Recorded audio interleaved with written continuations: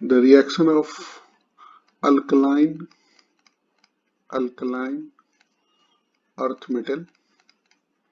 earth metals with H2 X2 that is halogen, उसके अलावा nitrogen N2 S and O2 and H2O। Alkaline earth metal आपको पता है कि पीरियोडिक टेबल में ये ग्रुप 2 में आता है, ग्रुप 2 में है तो इसकी वैलेंसी भी +2 है। और इस ग्रुप में जो मेटल्स आते हैं उनका नाम है beryllium, magnesium, calcium, strontium, barium and rhodium. So ये कॉमनली है,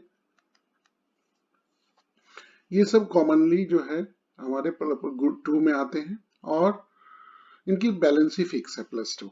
अब जब भी आप रिएक्शन करेंगे तो ये ध्यान रखेंगे कि बैलेंसी जो है उसका केयर किया जाए। जब आप कंपाउंड बना रहे हो तो हम सबसे पहले Mg यानी मैग्नीशियम का जो रिएक्शन हमने H2 से किया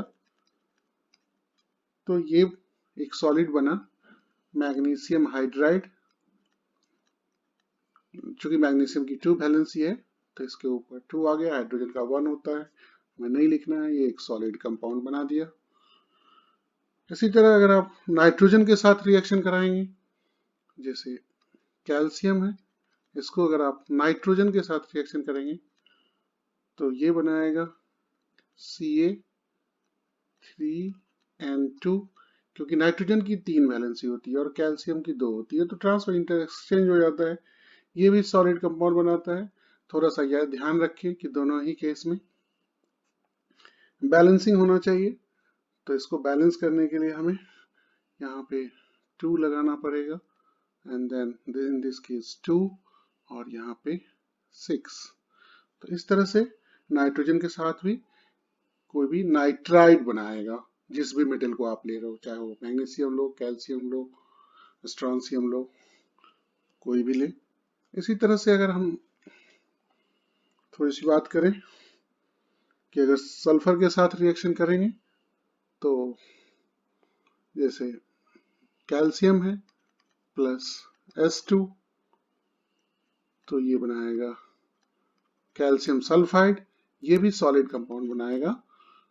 और अगर इसको बैलेंस करें तो इधर हमें 2 लगाना पड़ेगा, यहाँ 2 लगाना पड़ेगा।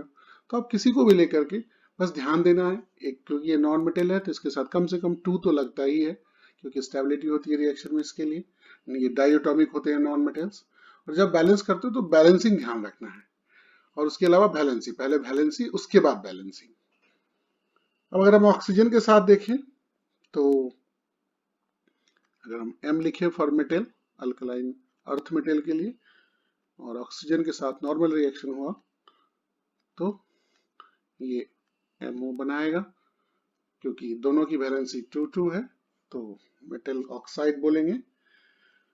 इसमें खास करके अगर आप बेरिलियम या मैग्नीशियम के साथ रिएक्शन दिखा रहे हैं तो ये ध्यान रखना है कि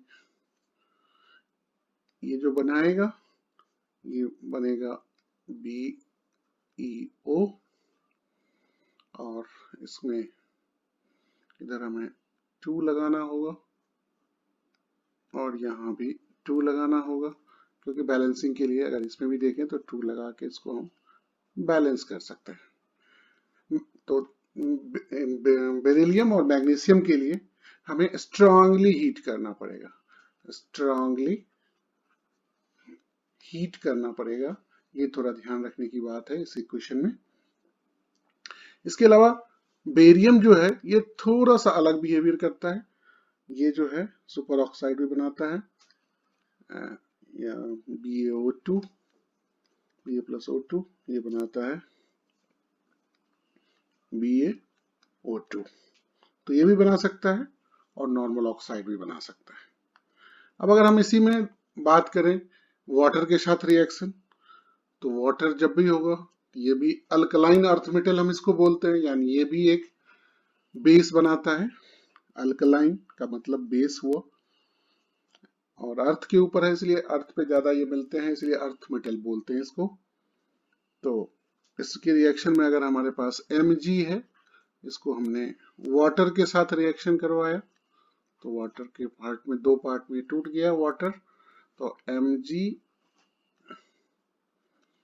OH, और मैग्नीशियम की वैलेंसी 2 है तो OH के ऊपर चला जाएगा और OH का 1 है, और इसके साथ हाइड्रोजन गैस प्रोड्यूस होगा। इसको हम एरो से बता सकते हैं कि ये गैस है। इसी तरह से इसमें अगर हम कैल्शियम ले लें, तो इसको हम मैग्नीशियम हाइड्रोक्साइड को वीक बेस बोलते हैं, वैसे वीक बेस है ये। अगर हम कैल्शियम के साथ इसका रिएक्शन कराएं, इसमें भी थोड़ा बैलेंसिंग का ध्यान रखना होगा। बिना बैलेंस का किसी भी रिएक्शन का इंपॉर्टेंस नहीं होता है, सो बी केयरफुल जब भी आप किसी को कर रहे हैं। इस केस में हमारे पास हाइड्रोजन 4 है, ऑक्सीजन 2 है, तो हाइड्रोजन को 4 कर दिया, ऑक्सीजन हमारे पास 2 है, नाउ इट इज बैलेंस्ड। इसी तरह जब आप कैल्शियम के साथ रिएक्शन करोगे, तो ये बनाएगा कैल्शियम हाइड्रोक्साइड, इसी को हम स्लेक्ट लाइम भी बोलते हैं, स्लेक्ट लाइम बोलते हैं। और इसमें भी हाइड्रोजन गैस प्रोड्यूस होता है, लेकिन ये स्ट्रॉन्ग बेस होता है, ये स्ट्रॉन्ग बेस होता है, जिसको हम अल्कली भी बोलते हैं। तो इसमें कॉम्बिनेशन है, दोनों तरह के बेस हैं, मतलब ग्रुप 2 में इसमें स्ट्रॉन्ग भी है और वीक वाले भी हैं। तो इस तरह से हम इसको बना सकते हैं, लेकिन इसमें भी ये चीज ध्यान देना है कि अगर किसी भी मेटल का ऑक्साइड होगा, चाहे वो मैग्नीशियम का ऑक्साइड हो, MgO, और इसको जब आप वाटर के साथ रिएक्शन करोगे, तो ये केवल मेटल हाइड्रोक्साइड बनाएगा, इसके साथ हाइड्रोजन गैस प्रोड्यूस नहीं होगा। तो ये थोड़ा सा ध्यान रखने की चीज है, कई बार ये कंफ्यूजन में गलत हो जाता है। तो थोड़ा सा ये ध्यान रखना है कि मेटल का ऑक्साइड होगा तो केवल उसका हाइड्रोक्साइड बनेगा, हाइड्रोजन गैस प्रोड्यूस नहीं होगा, लेकिन अगर केवल मेटल है तो उसके साथ हाइड्रोजन गैस भी प्रोड्यूस होगा। तो इस तरह से ये सिंपल सा रिएक्शन है।